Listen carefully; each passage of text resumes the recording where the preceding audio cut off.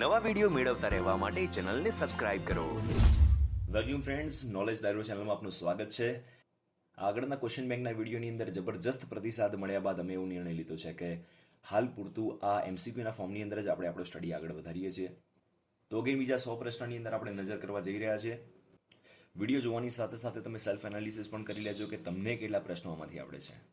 તો ચલો શરૂ કરીએ. પહેલો પ્રશ્ન, ગીરના જંગલો કયા પ્રકારના જંગલો છે? ભેજવાળા પાનખર જંગલ, સૂકા પાનખર જંગલ, સૂકા ઝાંખરાવાળા જંગલ કે પછી મેંગ્રુવ જંગલ? આનો સાચો જવાબ છે સૂકા પાનખર જંગલ. સૂકા પાનખર જંગલ એ ગીરના જંગલનો પ્રકાર છે અને જીપીએસસી માં આ પ્રશ્ન પૂછાઈ ગયેલું છે. સૂકા ઝાંખરાવાળા જંગલોમાં કયા પ્રકારના વૃક્ષો જોવા મળે છે? શંકુદ્રુમ પ્રકારના વૃક્ષો, કાંટાળા વૃક્ષો, મોટા પાનવાળી વનસ્પતિ કે આમાંથી એક પણ નહીં? તો સૂકા ઝાંખરાવાળા જંગલો આમ જોવા જઈએ તો સૂકા પ્રદેશની નિશાની છે, જ્યાં આગળ ખૂબ ઓછો વરસાદ હોય, લગભગ 60 સેન્ટીમીટર કરતાં ઓછો વરસાદ હોય ત્યાં આગળ આપણને સૂકા ઝાંખરાવાળા જંગલો જોવા મળે છે. જેમ કે રણ પ્રદેશ અથવા રણ પ્રદેશના જેવી સ્થિતિવાળા પ્રદેશો હોય ત્યાં આગળ આપણને સૂકા ઝાંખરાવાળા જંગલો જોવા મળતા હોય છે. તો ત્યાં આગળ તમે જોયું હશે કે રણ પ્રદેશની અંદર આપણને કાંટાળી વનસ્પતિ, થોર છે, બાવળ છે, એવા બધા વૃક્ષો આપણને જોવા મળતા હોય છે.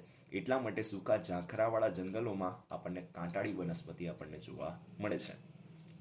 શંકુદ્રુમ વૃક્ષો એ ખૂબ જ ઠંડા પ્રદેશની અંદર જોવા મળતા હોય છે અને વધારે વરસાદની અંદર આપણને મોટા પાનવાળી વનસ્પતિ જોવા મળતી હોય છે.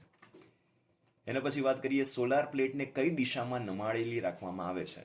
તમે ક્યારે સોલાર પ્લેટ જોઈ હોય ક્યાંય લગાવેલી તો એ તમે જોયું હશે કે પ્લેટ થોડી ત્રાંસી લગાવેલી હોય છે અને આ પ્રશ્ન પણ જીપીએસસીમાં પૂછાઈ ગયેલો પ્રશ્ન છે. તો ખરેખરમાં એના નમાડવાનો હેતુ એટલો જ છે કે આપણે વધારે પાવર જનરેટ કરી શકીએ. જ્યારે શિયાળો હશે ત્યારે તમે ક્યારેક માર્ક કરશો તો સૂર્ય એ આપણા માથા ઉપર હોતો નથી અને એ દક્ષિણ તરફ જતો રહે છે. એટલે આપણું ભારત ઉત્તર ગોળાર્ધમાં છે અને જ્યારે શિયાળો આવશે એટલે દક્ષિણ ગોળાર્ધ બાજુ સૂર્ય નમી જશે. એટલા માટે સૂર્યના કિરણો સોલાર પ્લેટ ઉપર સીધા મેળવવા માટે આપણે પ્લેટને દક્ષિણમાં ફેરવવી પડશે. એટલા માટે જો દક્ષિણમાં ફેરવી રાખીએ તો 90 ડિગ્રી આપણે કિરણો મેળવીને વધારે પાવર જનરેટ કરી શકીએ. ભારતની સૌથી ઊંચી પર્વત ચોટી કઈ છે? કાંચનજંગા, માઉન્ટ એવરેસ્ટ, નંદાદેવી કે પછી કેટુ? આમાં ઘણા લોકો કાંચનજંગા પ્રિફર કરતા હોય છે, પણ ખરેખરમાં જોવા જઈએ તો સાચો જવાબ છે કેટુ. કેટુની ઊંચાઈ કાંચનજંગા કરતાં વધારે છે. પણ શું આપણે કેટુની અંદર ફરવા જઈ શકીએ? તો ના, બિલકુલ પણ ના જઈ શકીએ, કારણ કે આ પીઓકે વાળા વિસ્તારની અંદર આવેલું છે. ભલે આપણે ફરવા ના જઈ શકીએ પણ પીઓકે વિસ્તાર એ ભારતનો જ વિસ્તાર ગણાય. એટલે ખાલી આપણા હસ્તગત હાલ નથી, પણ પીઓકે વિસ્તાર એ ભારતનો જ વિસ્તાર કહેવાય. એટલા માટે તેને આપણે ઊંચી ચોટી કેટુ પ્રિફર કરીએ છીએ, જેનું બીજું નામ માઉન્ટ ગોડવિન ઓસ્ટિન પણ છે. અને આ કેટુ કારાકોરમ શ્રેણીમાં આવેલું છે અને એ કારાકોરમનો જ આર્યો અહીંયા આગળ કે લખેલો આપણને જોવા મળે છે. પીર પાંજાલ શ્રેણી કઈ પર્વતમાળાનો ભાગ છે? મહાન હિમાલય, લઘુ હિમાલય, શિવાલિક કે બૃહદ હિમાલય? અને ખરેખરમાં આની અંદર સાચો જવાબ છે લઘુ હિમાલય. લઘુ હિમાલયની અલગ અલગ શ્રેણીઓ ઘણી બધી છે, જેની અંદર સમાવેશ થાય છે પીર પાંજાલ, ધૌલાધર શ્રેણી, મસૂરી શ્રેણી, નેપાળની અંદર એને ઓળખવામાં આવે છે મહાભારત શ્રેણી તરીકે. તો આવી ઘણી બધી શ્રેણીઓ છે અને એનો જ એક ભાગ છે આ પીર પાંજાલ શ્રેણી. કારાકોરમ શ્રેણી કઈ પર્વતમાળાનો ભાગ છે? તો જે હિમાલયના અલગ અલગ ભાગ છે એની અંદર ટ્રાન્સ હિમાલય, હિમાદ્રી, મધ્ય હિમાલય, પૂર્વાંચલ આવા બધા ભાગનો સમાવેશ થાય છે. તો કારાકોરમ જે શ્રેણી છે એ ખરેખરમાં ટ્રાન્સ હિમાલયનો ભાગ કહી શકાય. કયા વૃક્ષમાંથી કાથો બનાવવામાં આવે છે? ખેર, બાવળ, ટીમરૂ કે પછી ગુગળ? આનો સાચો જવાબ છે ખેર. ખેરના વૃક્ષમાંથી કાથો બનાવવામાં આવે છે. બાવળના વૃક્ષમાંથી ચારકોલ બનાવવામાં આવે છે. ટીમરૂના પાનમાંથી બીડી બનાવવામાં આવે છે અને ગુગળના વૃક્ષમાંથી ધૂપ માટેનું ગુગળ મળી આવે છે. નીચેનામાંથી કઈ સૌથી લાંબી નદી છે? બ્રહ્મપુત્રા, સિંધુ, ગંગા કે ગોદાવરી? આની અંદર ખાસ ધ્યાન રાખવું પડશે કે આમાં કયું છે નીચેનામાંથી કઈ સૌથી લાંબી નદી છે. તો આ ચારેની લંબાઈ કમ્પેરિઝન કરીએ તો સૌથી લાંબી નદી આપણને જોવા મળે છે બ્રહ્મપુત્રા, કારણ કે બ્રહ્મપુત્રાની લંબાઈ છે 2900, સિંધુની લંબાઈ છે 2880, ગંગાની લંબાઈ છે 2525 અને ગોદાવરીની લંબાઈ છે 1465. એટલે ઓવરઓલ લંબાઈની અંદર જોવા જઈએ તો બ્રહ્મપુત્રા સૌથી લાંબી નદી કહી શકાય. કઈ નદીને જમુના કહેવાય છે? યમુના, કાવેરી, બ્રહ્મપુત્રા કે સિંધુ? તો યમુના, જમુના આપણને નામ સરખા જેવા લાગે છે, પણ આ બંનેને કોઈ લેવા દેવા નથી. જમુના એ ખરેખરમાં બ્રહ્મપુત્રાને કહેવામાં આવે છે. બ્રહ્મપુત્રા જ્યારે બાંગ્લાદેશમાં જાય છે ત્યારે એને જમુના તરીકે ઓળખવામાં આવે છે. કઈ નદી પાકિસ્તાનની જીવાદોરી કહેવાય છે? સતલુજ, કૃષ્ણા, ઝેલમ કે સિંધુ? તો આનો સાચો જવાબ છે સિંધુ. ભારતના મેપમાં જોઈએ તો સિંધુ નદી અહીંયા આગળથી શરૂઆત કરીને આવી રીતેનું વહન છે પાકિસ્તાનના વચ્ચો વચથી જાય છે, એટલા માટે એ પાકિસ્તાનની જીવાદોરી સમાન કહેવાય છે. સૌથી છેલ્લે કયા દેશે માઉન્ટ એવરેસ્ટની ઊંચાઈ માપી? ભૂટાન, રશિયા, ચાઇના કે પછી ફ્રાન્સ? તો આનો સાચો જવાબ છે ચાઇના. આ પણ પરીક્ષામાં પૂછાઈ ગયેલો પ્રશ્ન છે. આમ માઉન્ટ એવરેસ્ટની ઊંચાઈ 8848 મીટર છે, પણ ચાઇનાએ હમણાં જ્યારે છેલ્લે માપી ત્યારે એને 8850 મળી. એટલે આના ઉપરથી ખબર પડે છે કે હિમાલયની ઊંચાઈ હાલની તારીખમાં પણ વધતી રહેલી છે, જે લગભગ 7.5 થી 10 સેન્ટીમીટર વાર્ષિક ધોરણે વધે છે. કયા પાકના ઉત્પાદનમાં ગુજરાતનો ક્રમ ભારતમાં પ્રથમ છે? ઘઉં, બાજરી, એરંડા કે જુવાર? તો આની અંદર સાચો જવાબ છે એરંડા. ગુજરાતની અંદર મોટા ભાગના એરિયામાં તમે જોશો તો એરંડા તો તમને ઉગાડેલા જોવા મળી જ જશે. ખરીફ પાકની લણણી કયા માસ દરમિયાન કરવામાં આવે છે? September, October, November, December, March, April અને જૂન, જુલાઈ? દેખો મિત્રો, આવા પ્રશ્નની અંદર જરા પણ ગોખવાની જરૂર નથી. પહેલા તો સમજવાની જરૂર છે કે ખરીફ પાક કોને કહેવાય. તો જે પાકની ખેતી ચોમાસામાં કરવામાં આવે એવા પાકને આપણે કહીએ છીએ ખરીફ પાક. જો ચોમાસામાં ખેતી કરવામાં આવતી હોય તો ચોમાસું પૂરું થાય ત્યારે એ પાકની લણણી કરી દેવામાં આવે છે, એટલે કે એ પાકને લઈ લેવામાં આવે છે. તો આપણા અહીંયા આગળ લગભગ સપ્ટેમ્બર, ઓક્ટોબરમાં આપણું અહીંયા આગળ ચોમાસું પતે છે. નવેમ્બર, ડિસેમ્બરમાં તો શિયાળો શરૂ થઈ જાય છે. માર્ચ, એપ્રિલને ચોમાસા સાથે લેવા દેવા નથી. અને જૂન, જુલાઈમાં તો શરૂઆત થાય છે ખરીફ પાકની. એટલા માટેથી નાનો સાચો જવાબ આવશે સપ્ટેમ્બર, ઓક્ટોબર. કઈ નદીનું નામ સોમોદભવા છે? સાબરમતી, નર્મદા, તાપી કે ભાદર? આનો સાચો જવાબ છે નર્મદા. નર્મદાનું નામ સોમોદભવા પણ છે. સાથે સાથે મૈકલ કન્યા, રેવા એવા બધા નામથી પણ આને ઓળખવામાં આવે છે. નીચેનામાંથી કઈ નદી મુખ ત્રિકોણ બનાવતી નથી? આ પણ પૂછાઈ ગયેલો પ્રશ્ન છે પરીક્ષામાં. ગોદાવરી, નર્મદા, કૃષ્ણા કે કાવેરી? આનો સાચો જવાબ છે નર્મદા. ગોદાવરી, કૃષ્ણા અને કાવેરી પોતાના જળ બંગાળની ખાડીમાં ઠાલવે છે, અને મોટાભાગની જે નદીઓ બંગાળની ખાડીમાં પોતાના જળ ઠાલવે છે એ બધી જ નદીઓ મોટાભાગે મુખ ત્રિકોણ પ્રદેશ બનાવતી હોય છે. જે નદીઓ ખાસ કરીને અરબ સાગરમાં જળ ઠાલવે છે એ બધી જનરલી મુખ ત્રિકોણ પ્રદેશ બનાવતી નથી. નીચેનામાંથી કયું સરોવર ઉલ્કા દ્વારા નિર્મિત છે? હવે ઉલ્કા દ્વારા નિર્મિત સરોવરની રચના કેવી રીતે થાય? તો જ્યારે ઉલ્કા પ્રમાણમાં મોટી હોય ને સંપૂર્ણપણે બળી ના શકે તો તે જમીન ઉપર પછડાય છે, જેને આપણે ઉલ્કાપિંડ કહીએ છીએ. અને જ્યારે તે પછડાય ત્યારે જમીન ઉપર ખાડો કરી દે છે, અને જમીન ઉપર ખાડો કરી દે તો ત્યાં આગળ વરસાદનું પાણી ભરાઈ રહે, જેને આપણે કહીએ છીએ સરોવર. તો મહારાષ્ટ્રની અંદર આવેલું આ લોનાર સરોવર છે. આ લોનાર સરોવર એ ઉલ્કા દ્વારા નિર્મિત સરોવર જોવા મળે છે. જ્યારે વુલર સરોવર એ મીઠા પાણીનું સરોવર છે. ચિલ્કા સરોવર અને પુલિકટ સરોવર એ બંને લગુન સરોવરના ઉદાહરણ છે. હિમાલયની નદીઓ કયા પ્રદેશમાં પુનઃજીવિત થાય છે? હિમાલયની ઘણી નદીઓમાં જોવા મળતું હોય છે કે આ નદીઓ અમુક સમયે એ ભૂગર્ભમાં જતી રહે છે અને પછી આગળ જઈને પુનઃજીવિત થાય છે.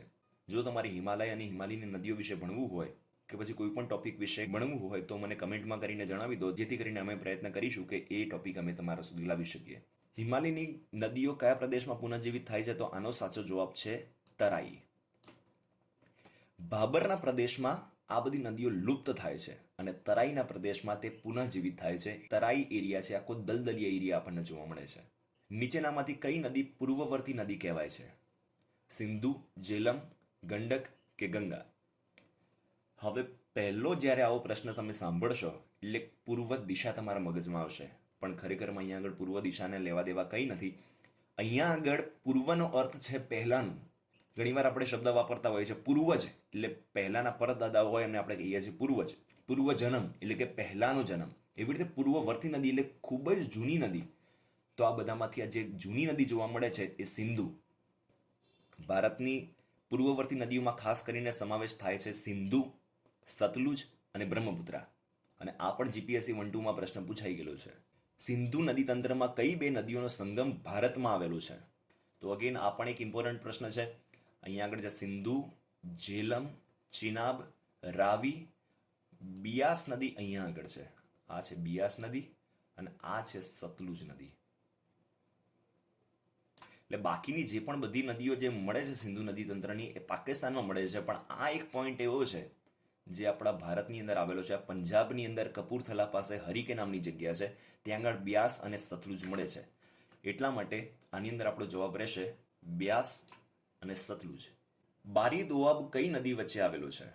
આના ઓપ્શનમાં જઈએ એ પહેલા નાનકડી વાત તમને કહી દઉં કે દો આબ. આબનો મતલબ છે પાણી અથવા નદી. દો આબનો મતલબ છે બે નદી. એટલા માટે દોઆબ એટલે બે નદીઓ વચ્ચે આવેલું મેદાન.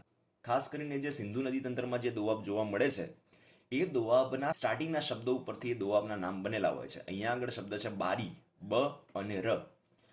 તો અહીંયા આગળ બ ઉપરથી છે બિયાસ અને ર ઉપર છે રાવી. તો અહીંયા આગળ ઓપ્શનમાં મને બિયાસ અને રાવી અહીંયા આગળ જોવા મળે છે. તો રાવી અને બિયાસનો જે દોઆબ છે એ દોઆબને આપણે કહીએ છીએ બારી દોઆબ. હજુ મેપ ઉપરથી સમજવાનું ટ્રાય કરીએ. બિયાસ અને રાવી, બિયાસ નદી આપણે અહીંયા આગળ હમણાં જોઈ હતી અને આ છે ઉપરની રાવી નદી.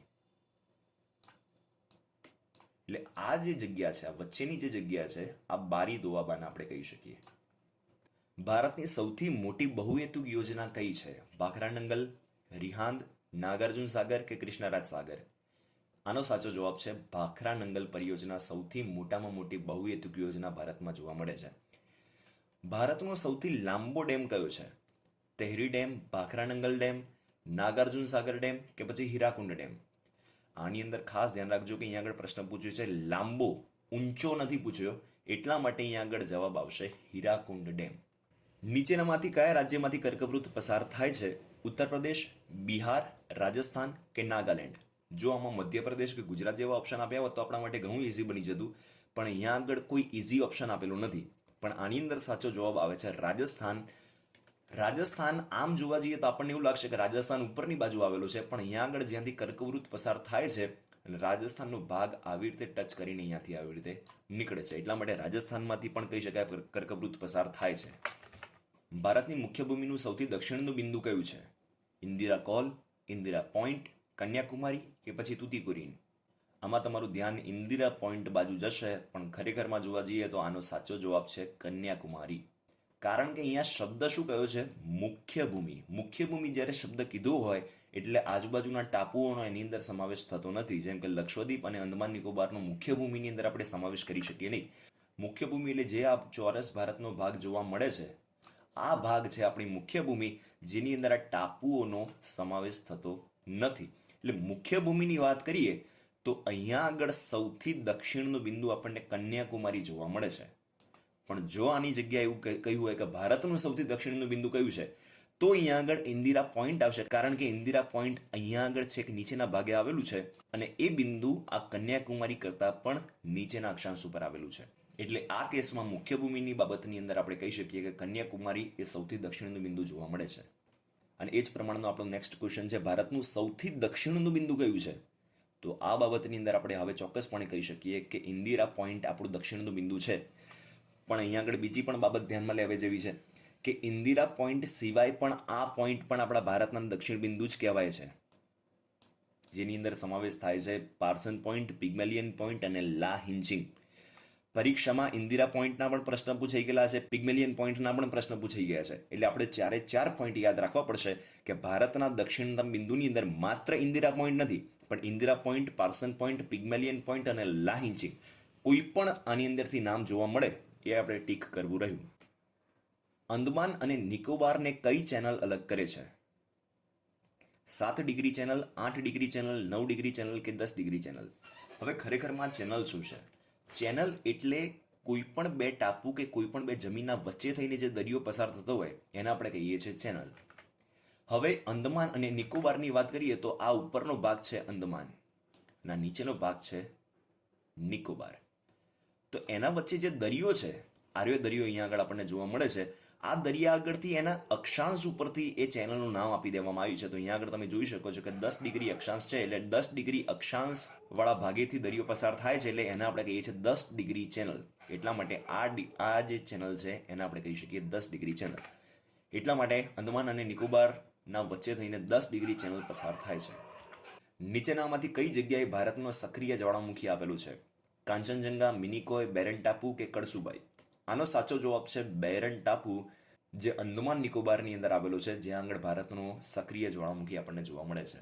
નીચેના રાજ્યમાંથી કયા રાજ્યમાં ચક્રવાતી વરસાદ જોવા મળે છે? ઓડિશા, મહારાષ્ટ્ર, મેઘાલય કે હરિયાણા? આનો સાચો જવાબ છે ઓડિશા. હવે તમે સાંભળ્યું હશે કે મોટા ભાગે ચક્રવાતો બંગાળની ખાડીની અંદર આવે છે. મેપ ઉપરથી જોવાનો ટ્રાય કરીએ તો બંગાળની ખાડી ઉપરથી જે ચક્રવાતો આપણને આવતા જોવા મળે છે, આ ચક્રવાતો ભારત તરફ આવવા લાગે છે ત્યારે અહીંયા આગળ આ પટ્ટા ઉપર જઈને અથડાય છે. એટલે ખાસ કરીને જે ઓડિશાનો ભાગ છે, ઓડિશામાં ખાસ કરીને આપણને ચક્રવાતી વરસાદ જોવા મળે છે. ભારતની સૌથી લાંબી આંતરરાષ્ટ્રીય સરહદ કયા દેશ સાથે છે? અફઘાનિસ્તાન, ચીન, પાકિસ્તાન કે બાંગ્લાદેશ? આનો સાચો જવાબ છે બાંગ્લાદેશ. અને સૌથી નાની સરહદ પૂછી હોય તો એનો જવાબ આવશે અફઘાનિસ્તાન, પણ આ કેસની અંદર આપણો જવાબ છે બાંગ્લાદેશ. ભારત અને ચીનની સરહદનું નામ શું છે? દુરાંત, રેડક્લિફ, મેકમોહન કે આમાંથી એક પણ નહીં? તો આનો સાચો જવાબ છે મેકમોહન. IST એટલે કે ઇન્ડિયન સ્ટાન્ડર્ડ ટાઈમ કયા રેખાંશથી માપવામાં આવે છે? દરેક ભારતીયો જે ઘડિયાળને ફોલો કરે છે, જે સમયને ફોલો કરે છે, એ સમય કયા રેખાંશથી લેવામાં આવેલો છે?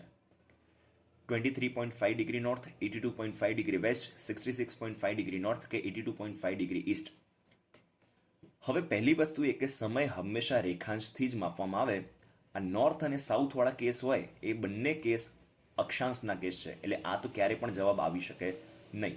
વાત રહી 82.5 ડિગ્રી વેસ્ટ અને 82.5 ડિગ્રી ઈસ્ટ, તો ભારતમાં માત્ર ઈસ્ટ રેખાંશ જ જોવા મળે છે અને આનો સાચો જવાબ છે 82.5 ડિગ્રી ઈસ્ટથી આપણો IST માપવામાં આવે છે, જે ઉત્તર પ્રદેશના મિર્ઝાપુર જિલ્લાના ખરાવાડા ગામમાંથી પસાર થાય છે.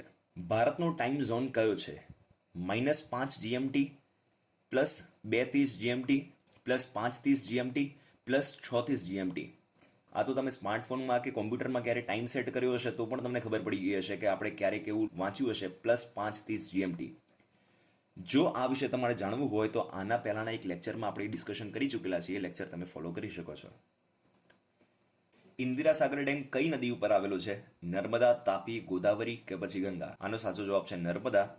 ઇન્દિરા સાગર ડેમ મધ્યપ્રદેશની અંદર નર્મદા નદી ઉપર આવેલો છે. તેહરી ડેમ કયા રાજ્યમાં આવેલો છે? હરિયાણા, તમિલનાડુ, ઉત્તર પ્રદેશ કે ઉત્તરાખંડ? ગંગા નદી આ ઓપ્શનમાંથી માત્ર ઉત્તરાખંડ અને ઉત્તર પ્રદેશમાંથી જ વહે છે અને તેહરી ડેમ ખરેખરમાં ઉત્તરાખંડમાં આવેલો છે અને તે ભાગીરથી અને બિલાંગ નદીના સંગમ પછી બનાવવામાં આવેલો છે. નીચેનામાંથી કઈ નદી લાલ રંગની નદી તરીકે ઓળખાય છે? બ્રહ્મપુત્રા, કોસી, ચંબલ કે સાબરમતી? તો આનો સાચો જવાબ છે બ્રહ્મપુત્રા, કારણ કે એના વહન માર્ગના આજુબાજુ લાલ રંગની જમીનો આવેલી છે. એ લાલ જમીનનો રંગ તે આ નદીમાં ભળી જાય છે, તેથી તે લાલ રંગની કહેવામાં આવે છે. બાંગ્લાદેશમાં ગંગાને કયા નામે ઓળખવામાં આવે છે? ખૂબ જ સરસ મજાનો પ્રશ્ન છે આ પણ. વૃદ્ધ ગંગા, ધૌલી ગંગા, ગૌરી ગંગા કે પદ્મા? તો આનો સાચો જવાબ છે પદ્મા. ભારતમાં કઈ પર્વતમાળા કે ટેકરીઓ ભારતના જળ વિભાજક તરીકે કામ કરે છે? મહાદેવની ટેકરીઓ, પૂર્વઘાટ, વિંધ્યાચલ કે પછી અરવલ્લી? તો આનો સાચો જવાબ છે વિંધ્યાચલ. જળ વિભાજક એટલે ઉપરનું પાણી અને નીચેના પાણીને ભેગું ના થવા દે, આને કહીએ છીએ આપણે જળ વિભાજક. મેપમાં આને જોવાનો ટ્રાય કરીએ આપણે તો વિંધ્યાચલનું ક્ષેત્ર અહીંયા આગળ આવેલું છે. આ આખું વિંધ્યાચલનું ક્ષેત્ર છે. તો તમે અહીંયા આગળ જોઈ શકો છો કે ઉપરનું પાણી એ નીચે નહીં ઉતરવા દે, નીચેના પાણીને ઉપર નહીં જવા દે. તો અહીંયાથી બધી નદીઓ ઉપરની બાજુ જઈ રહી છે અને ગંગા નદી તંત્રનો ભાગ બની જાય છે અને આનાથી નીચેની બધી નદીઓ એ દ્વીપકલ્પીય નદી તંત્રનો ભાગ બની જશે. એટલા માટે કહી શકાય કે વિંધ્યાચલ એ ભારતના જળ વિભાજક તરીકે કામ કરે છે. ભારતમાં કઈ પર્વતમાળા કે ટેકરીઓ દ્વારા નૈઋત્યના પવનો દ્વારા ખાસ કરીને વરસાદ આવતો નથી? સહ્યાદ્રી, પૂર્વઘાટ, હિમાલય કે પછી અરવલ્લી? આ દરેક ઓપ્શન્સ આપણે જોવાનો ટ્રાય કરીએ. સહ્યાદ્રીનો ભાગ અહીંયા આગળ છે. આ છે સહ્યાદ્રીનો ભાગ. અહીંયાથી જે નૈઋત્યના પવનો આવે છે એના ચોક્કસપણે આ સહ્યાદ્રી રોકવાનો ટ્રાય કરે છે અને એના દ્વારા આગળની બાજુ પુષ્કળ પ્રમાણમાં વરસાદ આવે છે. એટલે આ ઓપ્શન આપણો કેન્સલ થઈ જાય છે. પૂર્વઘાટની વાત કરીએ તો પૂર્વઘાટ એ આ વિસ્તારની અંદર આવેલો છે.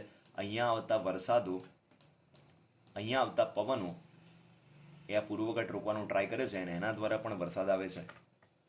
હિમાલયની વાત કરીએ તો હિમાલય અહીંયા આગળ આવેલો છે અને ચોમાસાની સિઝનની અંદર અહીંયા આગળ બધે જ નૈઋત્યના પવનો દ્વારા અહીંયા આગળ અને અહીંયા આગળ દરેક જગ્યાએ અહીંયા આગળ આખું વરસાદી ક્ષેત્ર આપણને જોવા મળે છે હિમાલય દ્વારા. એટલા માટે હિમાલય પણ નૈઋત્યના પવનો દ્વારા વરસાદ લાવે છે. વાત કરીએ અરવલ્લીની, તો અરવલ્લી પર્વતમાળા કંઈક આ રીતે આવેલી છે અને નૈઋત્યના પવનોની દિશા પણ કંઈક આ રીતની છે. એટલે અહીંયા આગળ જે આ પવનો આવે છે એ અરવલ્લી દ્વારા રોકાયા વગર સીધે સીધા નીકળી જાય છે અને એટલા માટે ખાસ કરીને કોઈ અરવલ્લીનો એવો રોલ રહેતો નથી કે જે નૈઋત્યના પવનોને રોકીને વરસાદ લાવી શકે. તો આનો સાચો જવાબ થઈ જાય છે અરવલ્લી દ્વારા નૈઋત્યના પવનો દ્વારા વરસાદ આવતો નથી. વિશ્વનું સૌથી જૂનું હયાત શહેર કયું છે? લાહોર, શાંઘાઈ, જયપુર કે પછી વારાણસી? અને આનો સાચો જવાબ છે વારાણસી. વારાણસીને બનારસ પણ કહેવામાં આવે છે અને કાશી પણ કહેવામાં આવે છે. પુલિકેટ સરોવર કયા રાજ્યમાં આવેલું છે? તમિલનાડુ, આંધ્રપ્રદેશ, ઓડિશા કે પશ્ચિમ બંગાળ? હવે ખરેખરમાં જોવા જઈએ તો તે તમિલનાડુ અને આંધ્રપ્રદેશની બોર્ડર આગળ આવેલ છે. કંઈક આ વિસ્તારની અંદર આવેલું જોવા મળે છે અને અહીંયા આગળથી જ તમિલનાડુની બોર્ડર પસાર થાય છે. એટલે જે મોટા ભાગનો જે પુલિકેટ સરોવરનો એરિયા છે એ ઉપરની બાજુ આંધ્રપ્રદેશની અંદર જતું રહે છે. એટલે આની અંદર પહેલી પ્રાયોરિટી આપણે આપી શકીએ આંધ્રપ્રદેશને. અને પુલિકેટ સરોવર તે લઘુન પ્રકારનું સરોવર છે. સિંધુ કરાર અંતર્ગત સિંધુ નદી તંત્રની કઈ નદીઓ પર ભારતનો હક છે? હવે આમાં 6 નદીઓનો ખાસ કરીને સમાવેશ થાય છે. ક્રમ અનુસાર જોઈએ તો સિંધુ, ઝેલમ, ચિનાબ, રાવી, બિયાસ અને સતલુજ. એમાંથી જે ઉપરની 3 નદીઓ છે જેની અંદર સમાવેશ થાય છે સિંધુ, ઝેલમ અને ચિનાબ, આ ઉપરની 3 નદીઓ પાકિસ્તાનના ફાળે ગઈ છે. નીચેની 3 નદીઓ છે એમાં સમાવેશ થાય છે રાવી, બિયાસ અને સતલુજ. આ 3 ભારતના ફાળે આવેલી છે. એટલા માટે નીચેની 3 નદીઓ છે એ છે રાવી, બિયાસ અને સતલુજ. આ 3 નદીઓ એના ઉપર ભારતનો હક બને છે. નીલગિરી પર્વતમાળાનું સૌથી ઊંચું શિખર કયું છે? મુલ્લાયનગિરી, દોડાબેટ્ટા, અન્નાઈમુડી કે પછી મહાબળેશ્વર? તો આનો સાચો જવાબ છે દોડાબેટ્ટા. લગભગ 26-37 મીટર ઊંચાઈવાળું દોડાબેટ્ટા એ નીલગિરીનું સૌથી ઊંચું શિખર જોવા મળે છે અને આ નીલગિરીને બ્લુ હિલ્સ પણ કહેવામાં આવે છે. ભારતમાં કેસરની ખેતી માટે કયા પ્રકારની જમીન પ્રખ્યાત છે? હવે ખાસ કરીને જે કેસરની ખેતી છે જમ્મુ કાશ્મીર રાજ્યની અંદર ખાસ કરીને જોવા મળે છે. ઓપ્શનમાં છે ક્ષારીય જમીન, રેગુરની જમીન, કારેવાની જમીન કે પછી પીળી જમીન. આનો સાચો જવાબ છે કારેવાની જમીન. આ કારેવા પ્રકારની જમીન એ કાશ્મીરની ઘાટીની અંદર જમ્મુ કાશ્મીરમાં જોવા મળે છે જે કેસરની ખેતી માટે ખૂબ જ લાભદાયક છે. નીચેનામાંથી કયું રાજ્ય ચા માટે પ્રખ્યાત છે? તેલંગાણા, મહારાષ્ટ્ર, પશ્ચિમ બંગાળ કે આમાંથી એક પણ નહીં? આપણને લગભગ ડી ઓપ્શન લાગતો હશે પણ આનો સાચો જવાબ છે પશ્ચિમ બંગાળ. પશ્ચિમ બંગાળની ચા ખૂબ જ પ્રખ્યાત છે. હવે તમને એવું લાગતું હશે કે કદી આવું સાંભળ્યું તો નથી, પણ તમે એવું તો સાંભળ્યું હશે ને કે દાર્જિલિંગની ચા પ્રખ્યાત છે. તો દાર્જિલિંગ ખરેખરમાં પશ્ચિમ બંગાળમાં જ આવેલું છે. એટલા માટે પશ્ચિમ બંગાળની ચા ચોક્કસપણે પ્રખ્યાત કહી શકાય. અરબ સાગરને મળનારી ભારતની સૌથી લાંબી નદી કઈ છે? સાબરમતી, નર્મદા, શરાવતી કે પછી પેરિયાર? આ 4 નદીઓ ખરેખરમાં અરબ સાગરને જ મળે છે, પણ આમાંથી સૌથી લાંબી નદી જોવા જઈએ તો નર્મદા નદી આપણને જોવા મળે છે. અને શરાવતી નદી પર ભારતનો સૌથી મોટામાં મોટો ધોધ જોગનો ધોધ આવેલો છે. નાગાર્જુન સાગર ડેમ કઈ નદી પર બાંધવામાં આવેલ છે? આ પ્રશ્ન તો તમને અવારનવાર પરીક્ષાની અંદર જોવા મળી જશે. એટલે ક્યારે પણ આપણને આ પ્રશ્ન તો ના આવડે એવું બનવું જ ના જોઈએ, કારણ કે બહુ વખત પરીક્ષામાં પૂછાઈ ગયેલો પ્રશ્ન છે. ઓપ્શન છે કાવેરી, ગોદાવરી, મહાનદી કે કૃષ્ણા? તો આનો સાચો જવાબ છે કૃષ્ણા નદી. નહીતર પછી તમે એવી રીતે પણ યાદ રાખી શકો છો કે કૃષ્ણા એમના મિત્ર છે અર્જુન, તો આ નાગ વત્તા અર્જુન એટલે ત્યાં આગળ નાગાર્જુન. તો કૃષ્ણા અને અર્જુનની પેર યાદ રાખી લો. બ્રહ્મપુત્રાની સહાયક નદી કઈ છે? ધનસિરી, શરાવતી, કેન કે પછી હુગલી? આનો સાચો જવાબ છે ધનસિરી એ બ્રહ્મપુત્રની સહાયક નદી છે. શરાવતી નદીની હમણાં જ આપણે વાત કરી ચૂક્યા. કેન નદી યમુનાની સહાયક નદી છે અને હુગલી નદી તો પોતે ગંગા જ છે, ગંગાની એક શાખા નદી કહી શકાય. એટલે આનો સાચો જવાબ છે એ ધનસિરી. ગંગા નદી ખરેખરમાં ગંગા કયા સ્થળ પછી કહેવામાં આવે છે? દેવપ્રયાગ, રુદ્રપ્રયાગ, પ્રયાગરાજ કે પછી નંદપ્રયાગ? આનો સાચો જવાબ છે દેવપ્રયાગ. દેવપ્રયાગ પાસે અલકનંદા અને ભાગીરથી નદી મળે છે અને એના પછી ખરેખરમાં તે ગંગા નદી તરીકે કહેવાય છે. અને પ્રયાગરાજ હમણાં કરંટ અફેરની દ્રષ્ટિએ આપણા માટે અગત્યનું છે કે અલ્હાબાદ શહેરનું નામ પ્રયાગરાજ કરી દેવામાં આવ્યું છે. લખનૌ શહેર કઈ નદીના કિનારે વસેલું છે? ગંગા, યમુના, ગંડક કે ગોમતી? આપણને પહેલી નજરે ગંગા લાગશે, પણ આ જવાબ ખોટો છે. આનો સાચો જવાબ છે ગોમતી નદી. કઈ નદી ભારત અને નેપાળની સરહદ બનાવે છે? આ પણ પરીક્ષાની અંદર પૂછાઈ ગયેલો પ્રશ્ન છે. ઓપ્શન છે રામગંગા, શારદા, સતલુજ કે પછી તીસ્તા. આનો સાચો જવાબ છે શારદા નદી, ને શારદા નદીને કાળી નદી પણ કહેવામાં આવે છે. તો 100 પ્રશ્નોને આપણે 2 ભાગની અંદર વિભાજિત કરી દીધા હતા. આપણે એક પાર્ટ અહીં આગળ પૂરો કરીએ છીએ અને નેક્સ્ટ પાર્ટ આપણે બીજા વિડીયોમાં જોઈશું. તો thank you so much for watching. નવા વિડીયોઝની નોટિફિકેશન મેળવવું હોય તો સબસ્ક્રાઇબ કરી દેજો, અને તમારા સબસ્ક્રાઇબ કરવાથી મને પણ એટલું મોટિવેશન મળશે અને તમારી કમેન્ટ્સ પણ હું હંમેશા વાંચતો હોઉં છું. તો મળીએ ફ્રેન્ડ્સ નેક્સ્ટ વિડીયોમાં.